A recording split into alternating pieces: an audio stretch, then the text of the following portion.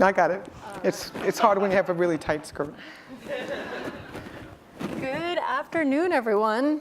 My name is Linda, this is Ursula, and I can't tell you how fun this has been for me because Ursula and I had a luncheon together earlier, and I've just been lurking around her, listening to her range of conversation. I even stole her pen, which she observed. But she has talked this afternoon from everything from Nigeria to North Dakota to shareholders to this incredible range of topics that she is an absolute expert in. So we get to spend half an hour with one of the most prominent women in the country, and so this is a huge honor for me. And let me just do a disclaimer, and I really do have to. She told me she doesn't like intros. I am actually fairly normal. Yes. And I happen to have the blessing to have access to lots of different people. And all I do is steal their ideas and repeat them to other people, who hopefully can repeat them to other people and other people.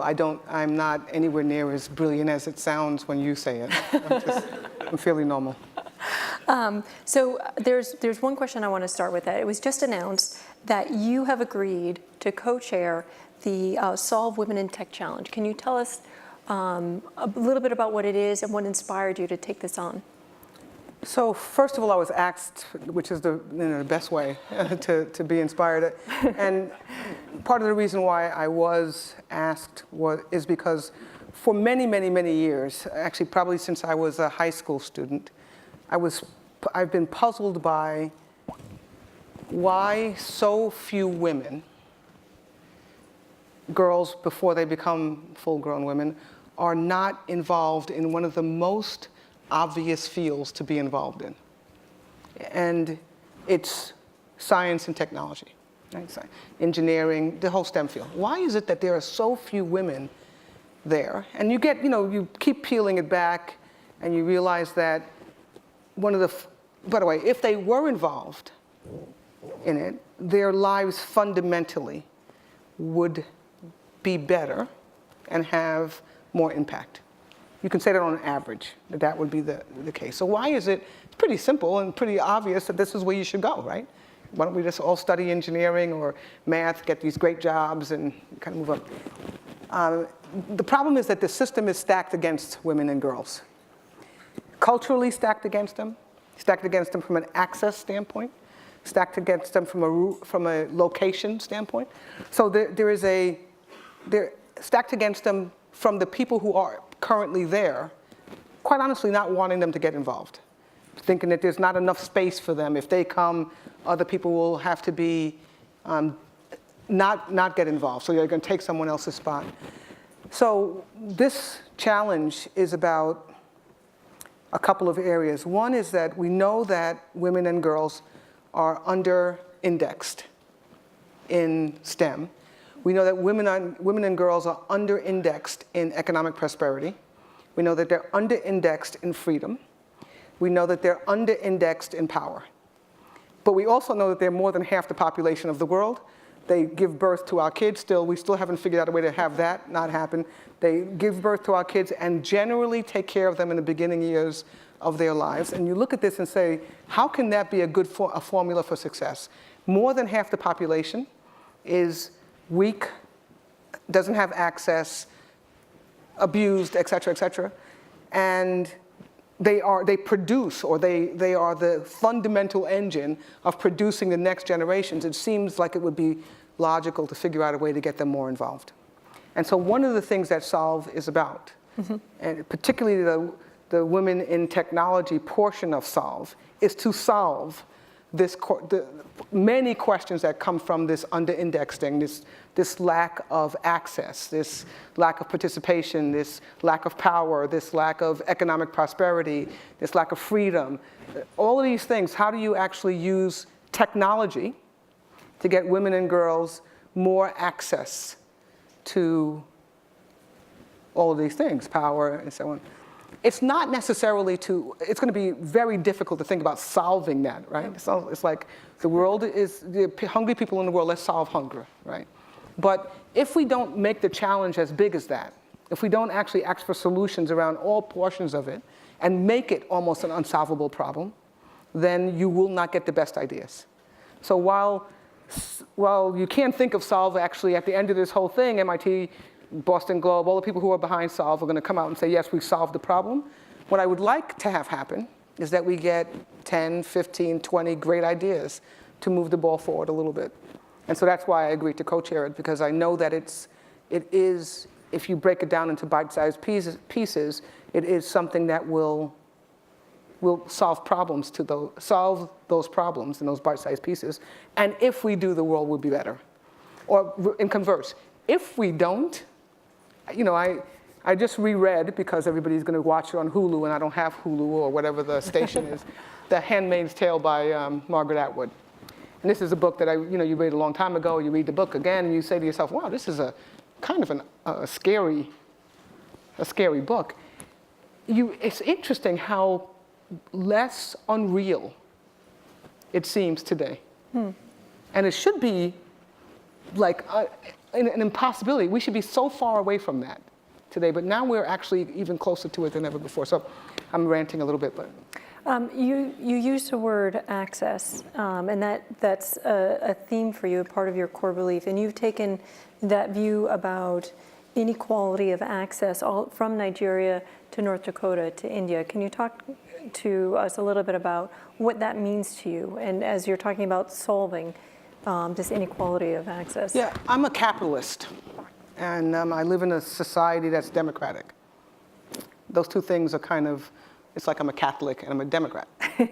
They're kind of like ingrained, they run through my veins. And part of the way that you make sense of that, part of the way I make sense of being a capitalist in a democratic society, where you can think of other systems that would solve this problem of inequality easier than a democratic capitalist system. One of the things that I've had to do is think about how come I so like this part of the equation, capitalist democratic system, and still dislike some of the fundamental output of a system like that, which is this difference in wealth, this difference in success, whatever this difference in power. The way that I've solved this is I thought about it a lot and said the gap that I'm trying to deal with is not a gap of the output per se. It's a gap of the access to the output. So we have structures today that literally, if you're a black male born in the urban environment, the chances of you ending up in jail are, 7 times higher than you graduating from high school. Well, these are access problems, right? So we have poor schools, poor discipline infrastructures, poor family infrastructures. We have, a cycle of poverty. And if you're a girl and you go to a school, even a really good school, the chances of you being steered away from science and math are very, very high, even in very good schools, et cetera, et cetera. So the thing that I'm trying to think about is how do you actually increase the access that people have to good health care, good education, to good safe environments, to good housing, to whatever, to good clean water, to safety? How do you improve the access so that everybody has at least a reasonable start point, an equal and reasonable start point? There'll always be people who have a better start point than others, but at least a start point that I call humane and befitting of, an intellectual being. How do we increase access to those things? And you're talking about not only, you mentioned urban communities, but you're saying this is the same challenge in rural communities. I think it's one of the reasons why urban communities are growing so fast around the world, and 70% of the population will live in the urban environment when some small amount of time, is because the rural communities are, in many cases, much worse. Because the fall-off point in the urban communities, at least you can probably get to the doctor because there is one around. All of the things that you think about from being urban to being rural. So we're urbanizing primarily because access is higher there. Access to health care, even though it could be horrible. Yep. Access to a job, even though it's poor paying. All of those things, access to some way for you to show your wares, to kind of participate, is higher in urban versus rural. And therefore, both have to be solved, or else the urbanization will continue. I don't know if I haven't really thought a lot about whether urbanization is fundamentally bad or good. But I do know that if we don't stop the reasons for it happening, it will be the outcome. And we just have to think about whether that's the outcome that we want. I want to talk a little bit more about rural before we switch to other topics. And when you mentioned the access in even in America, in rural communities in America, as sort of a prototype for other places, you have a really inspiring degree of hope in your concern about access, in how overall things are better than they were. How do you see that trajectory continuing, and what role do you see technology as part of that? This is definitely something I haven't thought of myself. I listen a lot to Warren Buffett, not because he's one of the richest men in the world, but for some of his social narrative, which is pretty interesting. He's a pretty smart guy. Yeah, he's a pretty smart guy. And one of the discussions that I've had with him, and we've had in the bigger room, is this point of things are pretty tough in the world right now, but the world is a better place than it was even 20 years ago, right, or 50 years ago. So people live longer. If you get sick, it's more likely that you will get better. If you were born, it's more likely that you'll live past the age of whatever so infant mortality is down. Your mom won't die in the Yes, and then your mother will not die in childbirth. So there's a whole bunch of health outcomes that are better. The number of people living in poverty as a percentage of the people of the world is lower. So there's a lot of good outcomes here, or progress being made. The problem that I see for sure, is that the gap between what a good outcome is on the low end and everything else is just increasing. So, we call it this big economic divide. It's more than a divide, it's like continents apart, right? The people who are really rich, and I don't even mean really, really rich, because we've always had like Rockefellers and these guys that are really, really, really rich. But there's a whole bunch of just really rich people. And then there's a huge number of really poor people, just people who are living in abject poverty, who don't have access to things that humans need. And so then you start there, and then you go up a little bit. You say, okay, there's some people better than that, some people better than that, some people better than that. And you get to a point where you say, okay, they're just poor. The numbers down here are big and getting bigger, and the numbers up here are small, remaining small, but the wealth is being concentrated. So, like I said, I'm a capitalist, though. I kind of like the idea that there's an effort, input, and that you can actually make that move. And you're a living example of that. Yeah, to a large extent. I mean, of course, yeah, to a very large extent. I was very, very, very poor. My mother was very poor.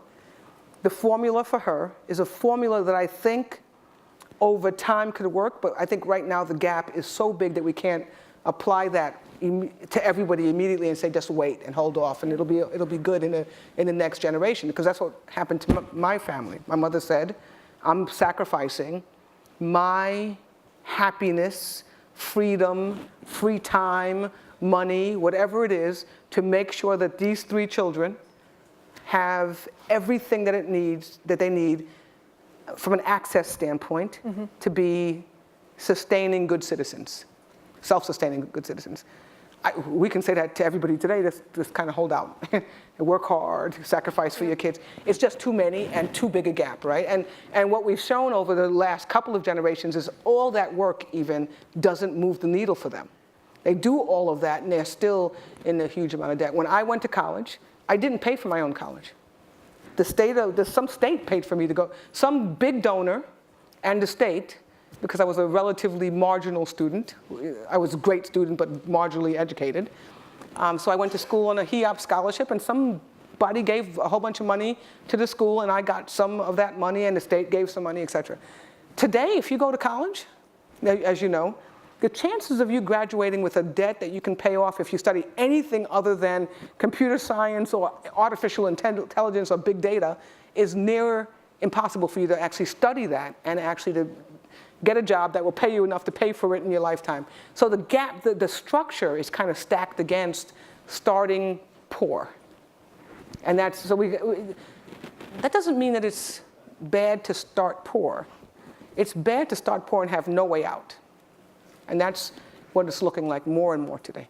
I'm from an immigrant family who started very poor and sacrificed a lot. And but the opportunities were much greater for them as well, and much harder now.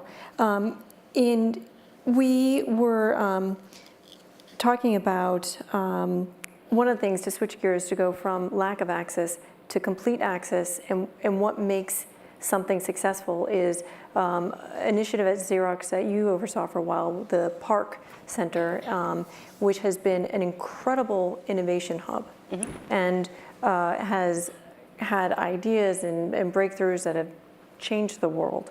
And what ingredients did you have there, or do you have there? What access did you need in order to create that environment where you can really have this thrive of innovation, where you can have these breakthroughs that can change the world? Well, part of it in the later times, in the modern times, is changing the model. You have to continuously change the model, because we were speaking a little bit in the other room about competition. Competition, looking at the model that you have, taking it and doing it even better than you did it.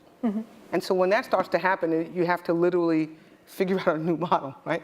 And one of the things that PARC has been amazing at, the leaders of the company as they deal with PARC has been amazing at, is adjusting the model to more modern times. One of the big adjustments was to take PARC from this research hub that was in California and to regionalize it. So we have a PARC in India, we have, so move it that way. So get more access to great talent, not only by having them move to Northern California, but literally there's talent everywhere. So can we kind of outsource the PARC brand, all owned by us, but around the world? That was one really important thing. And the second thing was to not own everything. We got into this really important, we learned it the hard way, right? So we created some great things. We didn't make them into businesses. We kept them. And other people did make them into businesses as soon as they can get access to it. So the question was, why we're probably going to invent more things than we can ever use ourselves. So why not create a model for research that's open, semi-open? Competitors can't get it, that kind of thing, but the government can get it. Investors can get it. So why not create a different model for incenting, exciting, and paying for innovation? And so what we did was we created a joint venture park, like a park that is not only that Xerox owns, but a small percentage of it investors can own. And it's very controlled by what the investors are. It's very complicated, but it works very well. We get a lot of new innovation ideas that have nothing at all to do with printing or copying or faxing or business process from governments who are interested in, they see some of the work that we're involved in, and they are interested in it. I'll give you an example that's pretty cool. So some of our research guys were doing, I don't even know what they were trying to start, but they ended up with some impact sensing sensors, impact sensing, that they actually put in helmets. And the people who actually kept the research going was the federal government about concussions in wartime, right? If you're on so can you measure how much your helmet has shaken and how much therefore your head is shaken? That has moved on to the NFL. So this is something that we would have looked at this and said, we are really interested in that. Can you actually change your research to printing and copying stuff? But instead of having to have that narrower view, because as most people know, research doesn't happen that way. Instead of having that narrower view, we could get customers for the ideas in a broader way. And so it's been really successful. I didn't think of that, my predecessor did. And so part of that was the successful innovation hub was you provided it with the right parameters and then you got out of the way. Yeah, for sure. I mean, it's a lot of what happens in colleges and universities all the time. I mean, you have, departments that have a whole bunch of legalese and then you have individuals who kind of exist in that environment, pushing against it as hard as they can, and out of that comes greatness, right? Greatness with protections. And that skill set, that unique skill set, when you think about Xerox going forward, what skill set, we were talking about access, does your workforce of the future need? And how can we help make that happen? Yeah, two buckets here, right? One is fundamental things, right? We are a technology company, so we need, and that's why we're so loud about this around the world, so loud about it in Washington. We need tech people to work for our company. I mean, we need scientists, we need pure scientists, we need ethnographers, we need engineers, we need mathematicians. So, by the way, we also need lawyers and artists, et cetera. So we need educated, disciplined problem solvers. And when I say educated, I mean educated in the technical pieces, but how to work with others, how do you actually attack, deconstruct a problem and construct a solution that fits. That's something that we count a lot on global universities to help us with. That's somewhat of an engineering training, right? The problem solving. For sure. We need that. We also need, like I said, we need artists and English people, English majors and French majors as well. So that's one type. But we need and that's a technical thing that you can actually test for, largely. The part that you can't test for, that we need as much, is we need people who are optimistic, people who are unafraid, I call it fearless, people who know how to work with others and kind of deal with discourse, people who understand difference, and that's harder. People who can write a sentence and a paragraph and who can communicate effectively. There's a whole bunch of softer things that we need that is harder to test for, and often you hire on the first and fire on the second, right? So you hire on this set of things, because I say to all of my new hires, we did not go to school and pick the dumb people in the class. All of you here did well in school, all of you did. And why, therefore, would any of you not succeed here? The basis for lack of success is generally not that they were bad at their lab work. Yep. It's something else, the software side. And I think more and more, we talked about this earlier as well in a different session that we had, more and more, the problems that we have today are going to be solved by a combination of people who can actually figure out the technical side. And we have a lot of people who are studying on that now, not anywhere near as much as we need to. But we have very few who are thinking about the social impact, about the worth of people, about how all this great stuff fits in. And so you get it all. We have the artificial intelligent person, whatever that is or thing, and you don't have to do anything. Think about this. You don't have to do anything anymore. That's a problem. That's a problem. By the way, it's a huge problem. Yeah. So what do we do all day? Part of our discussion at lunch was driverless cars and the incredible innovation this is. And it's something from a real estate side, people don't know how to build garages. We don't know, how this impacts how people live, how people work. But it has a major impact in some rural communities where there are a lot of jobs based on driving and transporting goods. And so the discussion was, what about the carless drivers? And what technology do we need? How can technology help solve this problem? And the reason why I bring it up today and the reason why we spoke about it today is that if we don't figure out a solution to this, technology becomes the enemy, right? We literally have this massive push against advancement because you say, oh, advancement must mean that I'm going to be out of work or out, So just as we have these people who study me and MIT and Harvard and Brooklyn College, Cornell Tech, all of these schools that study entrepreneurship and a whole set of new teachings around what do you do with this great technology to make a whole bunch of money. We have to literally feed a new set of disciplines, which is very complicated. How do we change the world, the human portion of the world, the soul, how do we actually adapt that for this great advancement? If we don't, then we will have anarchy. By the way, for sure. The only good news about this, and this is going to sound terrible, I say this to my kids all the time, is by the time this happens, I'll be dead. Right?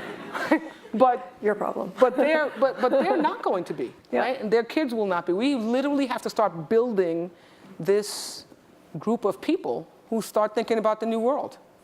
And, let's imagine how the world works when nobody needs to drive their own car, where doctors don't literally have to be in the same room to diagnose you, and when we have to do that in a time frame that's unprecedented. So we've done this before. We've moved from an agrarian society to a technical society. We did it over 200 years. Then we did the next one over 20 years. Now we're doing it over like 2 years, 1 year. So how do you do that? And what happens is you displace a whole bunch of people. We're doing it already. The car industry did it. Yep. Right? They said we can make a car with, not even use the car industry. Xerox did it. We make toners. We had a factory that had 60 people doing this toner manufacturing. And we can do 60 people, 3 shifts. So that's 180 people. We can do it today with 12 people. And the people have different skills, but the other 100 and something what happened to those guys? They went home and they were a little bit pissed off at us. And some of them were retrained, but a lot of them were not happy and lived it out in a not so good way. And part of that is our responsibility to help transition them, societal. Our responsibility in both rural and urban settings. For sure. Is to find the way to increase access for skills to bring more people into this new economy. And the reason why I know we're running out of time, but there's a really big clock right there. Is that we spend a lot of time in places like MIT and places like Harvard and all these great places thinking about the next great new thing. And by the way, we need it, and it's going to really help us live longer, better life. All that stuff is and it's really hard good. To stop. Yeah, it's almost impossible to stop, and you don't want to stop it. I mean, it's kind of, as much as I rail against this, I'm wearing one of these things, we're all living with it. We just need to actually switch some of the brains of the people towards and have this great entrepreneurial, creative spirit around imagining how people now fit into this world in a real, and how do we bring as many people along as we possibly can? Because the discourse that happens when you leave people out is negative. And the discourse that happens when you put people in is generally constructive. The discourse that happens when you leave them out is destructive. And we're seeing it in political play out around the world, we are definitely increasing the negative discord. And I don't want to have that continue. So. Thank you so much. This has been so exciting. Thank you.